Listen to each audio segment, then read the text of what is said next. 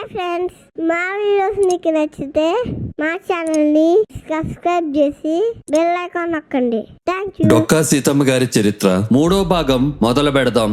1881 September మాసంలో జోగన్న గారు చనిపోయారు.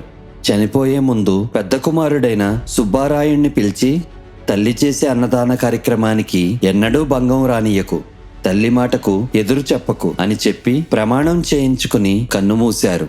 సీతమ్మ వారు ఎంతో దుఃఖించారు.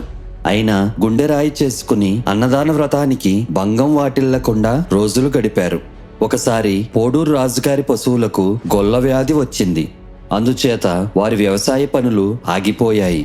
అప్పుడు వారు సీతమ్మ గారికి సహాయం చేయమని కోరగా తమ పశువులను సీతమ్మ వారు పంపారు. అదే సమయానికి రాజుగారి పశువులను లంకల గన్నవరానికి తీసుకువచ్చారు.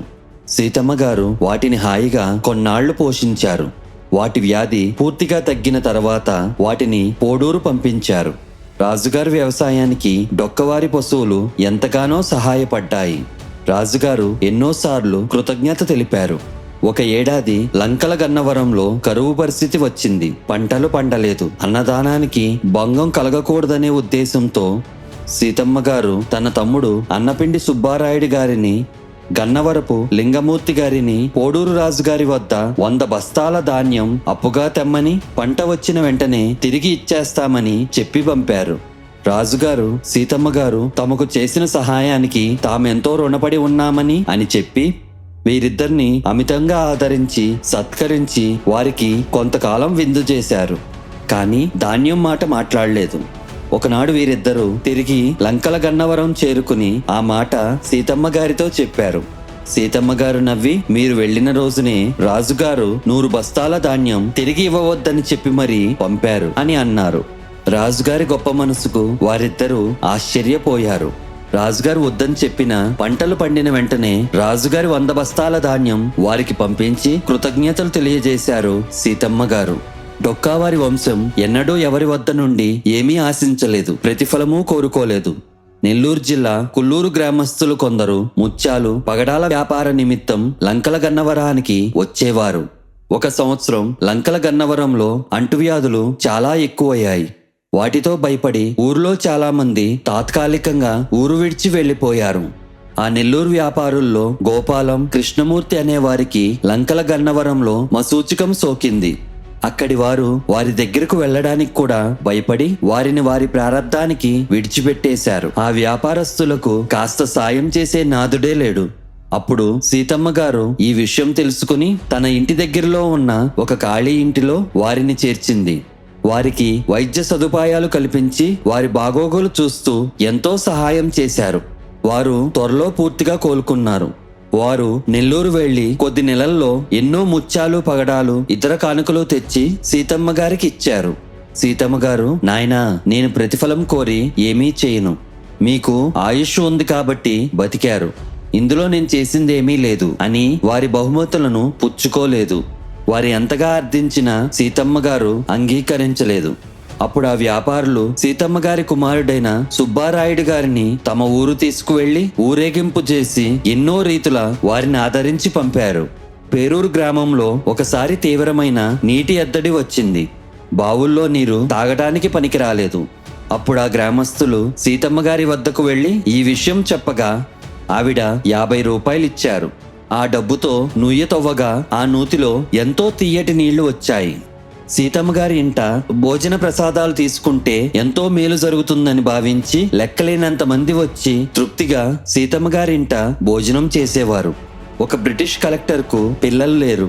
అతను సీతమ్మ గారి అన్నదాన వ్రతం గురించి తెలుసుకుని వారింటికి వచ్చి భోజనం చేశాడు. కొన్నాళ్లకు అతనికి కొడుకు పుట్టాడు.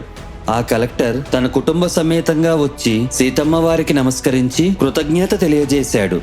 ఆ కలెక్టర్ ఒకసారి పిఠాపురం జమీందారు శ్రీ రాజారావు మహీపతి గంగాధర రామారావు బహదూర్ గారి ఇంట్లో విందుకు హాజరయ్యాడు. అప్పుడు ఆయన జమీందారు గారితో సీతమ్మ గారి గురించి చెప్పగా రాజుగారు ఆశ్చర్యపడి తనకు తెలియదని, త్వరలో సీతమ్మ గారిని దర్శనం చేసుకుంటానని చెప్పారు. ఎన్నో సత్రాలను కట్టించి ఎంతో ధనం ఖర్చు పెడుతున్న మహారాజులకు సైతం అలభ్యమైన ఈ కీర్తి ఈ సామాన్య స్త్రీకి ఎలా వచ్చిందా అని రాజుగారు ఆశ్చర్యపోయారు. త్వరలో రాజుగారు మారువేషంలో తన దీవాన్ గారితో సహా లంకల గన్నవరానికి వచ్చి సీతమ్మ గారి వీధి అరుగు మీద పడుకున్నారు. జాతి, మత, కుల, ప్రాంత, దేశ భేదాలు లేకుండా ఎంతో అణకువతో, ప్రేమతో సీతమ్మ గారు స్వయంగా చేస్తున్న అన్నదానాన్ని చూసి ఎంతో ఆశ్చర్యపోయారు, మంత్రముగ్ధులైపోయారు. పాలు కావలసిన పిల్లలకు ఆవు పాలు, మజ్జిగ కావాల్సిన పెద్దలకు మజ్జిగ తేట, భోజనముల వారికి భోజనములు, పలహారముల వారికి పలహారములు, పచ్చముల వారికి పచ్చం భోజనాలు, ఇలా ఎవరు కావాల్సినవి వారికి అన్ని వేళలా సీతమ్మ వారు సమకూరుస్తున్నారు. రాత్రి పొద్దుపోయింది. సీతమ్మ గారు ఒక హరికేన్ లాంతరు తీసుకుని అరుగు మీదకు వచ్చి అక్కడ విశ్రాంతి తీసుకుంటున్న వారందరినీ, నాయనా నువ్వు భోజనం చేశావా, తల్లి నువ్వు పలహారం తిన్నావా అమ్మా అని అందర్నీ అడుగుతున్నారు. మారువేషంలో ఉన్న రాజుగారిని అడిగారు. ఆయన మొహమాట పట్టం గ్రహించి, అయ్యో మీరు భోజనం చేయలేదా, రండి కాస్త భోజనం చేసి అప్పుడు విశ్రాంతి తీసుకుందురు అని దివాన్ గారిని కూడా అడగ్గా, ఆయన సీతమ్మ గారిని పరీక్షించదలిచి, అమ్మా నాకు జ్వరంగా ఉంది, ఆకలి లేదు, నోటికేమీ నచ్చట్లేదు అని చెప్పారు.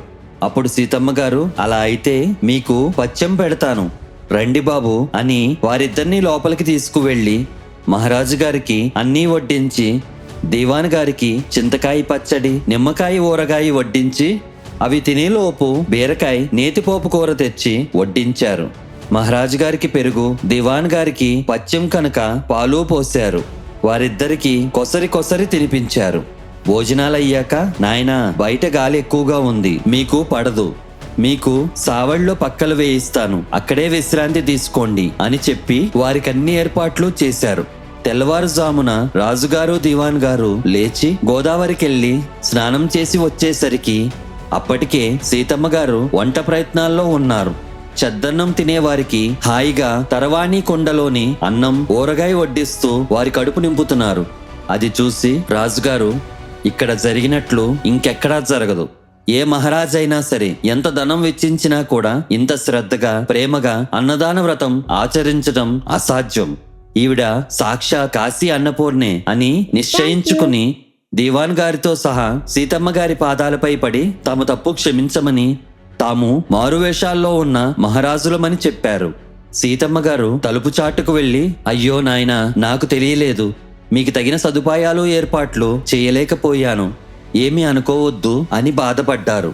అప్పుడు గంగాధర రామారావు రాజు గారు తమకు ఏ విధమైన లోటు జరగలేదని, మీ ఆదరణ, వితరణ మాకెంతో సంతోషం కలిగించాయి, మీకు ఒక గ్రామాన్ని రాసిస్తాము, మీరు మీ అన్నదానాన్ని కొనసాగించండి అని చెప్పారు.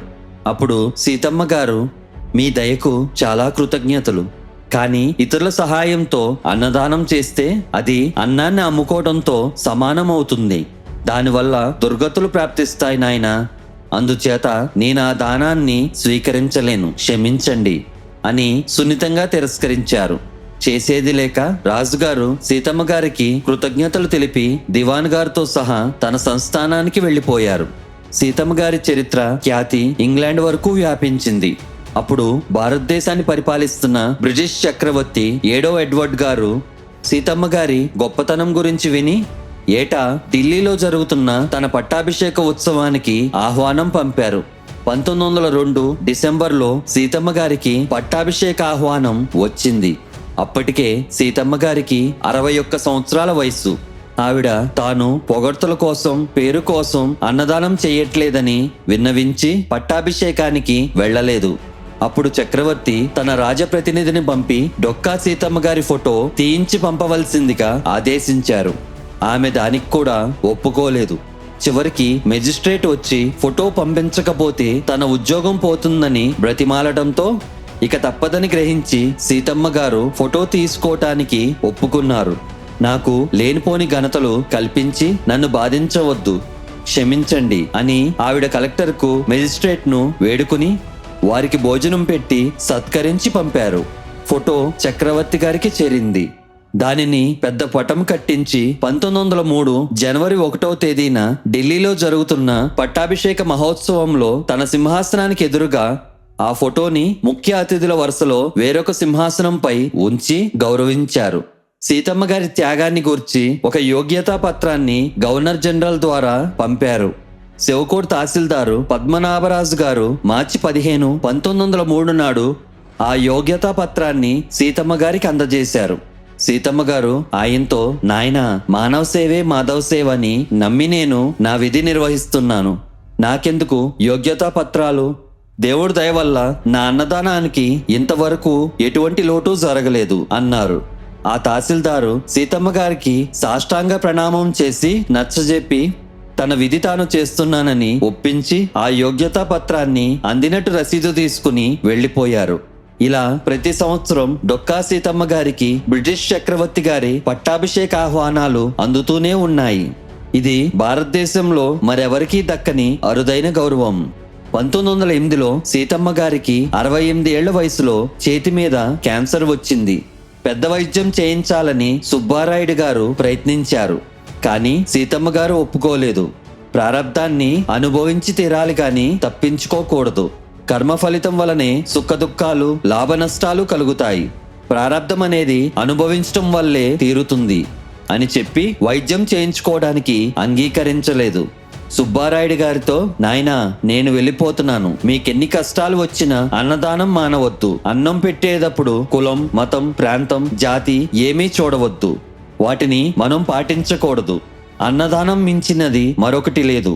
నువ్వు అన్నదానం నిర్విఘ్నంగా చేస్తానని నాకు చేతిలో చెయ్యేసి మాటివ్వు. అప్పుడే నేను నిశ్చింతగా వెళ్ళిపోతాను అని ఒట్టు వేయించుకున్నారు. సీతమ్మ గారు ఏప్రిల్ 28, 1909 బుధవారం నాడు మధ్యాహ్నం 12 గంటలకు లంకల గన్నవరంలో తమ ఇంట్లో కుటుంబాన్ని, ఆశ్రితులను, గ్రామస్తులను అందర్నీ విడిచి దేవుడి దగ్గరికి వెళ్ళిపోయారు. అదే సమయానికి దగ్గరలో ఇందుపల్లి గ్రామంలో శ్రీ మంతా నరసింహమూర్తి గారి ఇంటి దగ్గర మహాపండితులైన శ్రీ వెంపరాల సూర్యనారాయణ శాస్త్రి గారికి ఆకాశంలో ఒక గొప్ప తేజస్సు పడమరి నుంచి తూర్పుకి ఒక గుండ్రని బంతిలా అమితమైన వేగంతో వెళ్లడం చూసి, ఎవరో గొప్ప వ్యక్తి మరణించారు అన్నారు శాస్త్రి గారు. కొద్దిసేపట్లో డొక్కా సీతమ్మ గారు సమాధి చెందినట్లు అన్ని ఊర్లకు సమాచారం వ్యాపించింది. తల్లికిచ్చిన మాట ప్రకారం సుబ్బారాయుడు గారు అన్నదాన వ్రతాన్ని కొనసాగించారు. పట్టాభిషేక ఆహ్వానాలు వస్తూనే ఉన్నాయి. ఎన్నో భూములు ఇచ్చేశారు. ఆస్తులు కరిగిపోయాయి. భూములు, వ్యవసాయం లేకపోయినా అన్నదానం కొనసాగించారు. సుబ్బారాయుడు గారికి 3 కుమారులు, రామజోగన్న గారు, సూరన్న గారు, రామభద్రుడు గారు. 1917 సెప్టెంబర్లో సుబ్బారాయుడు గారు చనిపోయారు. కాలక్రమేణా ఆస్తులు కరిగిపోయాయి. భూములు లేకపోయినా తమ శక్తి కొలది సీతమ్మ గారి మనవళ్ళు, ముని మనవళ్ళు, డొక్కా వంశస్థులు అందరూ తమకు తోచిన రీతిలో అతిథులను ఆదరించారు, ఆదరిస్తూనే ఉన్నారు.